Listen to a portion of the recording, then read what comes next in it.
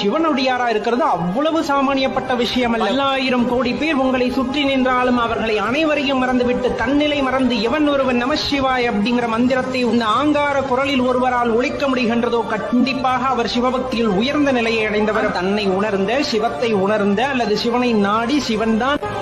ஒரு தடவையா சிவன் கோயிலுக்கு வாப்பா, பிரதோஷம் அன்னைக்காவது வா, வெள்ளி செவ்வாய்க்காவது வா, விளக்க போடு, பசுமாட்டுக்கு ஒரு வாயுரை கொடு, ஒரு புல்ல கொடு, ஒரு சிவனடியாருக்கு ஒருவேளை சாப்பாடு போடு.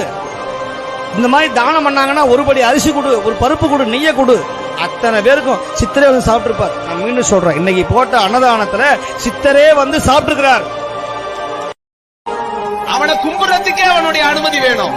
அவன் அருளாலே அவன் தாள் வணங்கி, அதெல்லாம் தாண்டி அவனுக்கு திருப்பணி செய்யணும். என்ன வேணும்? அவனுடைய பார்வை உனக்கு வேணும்.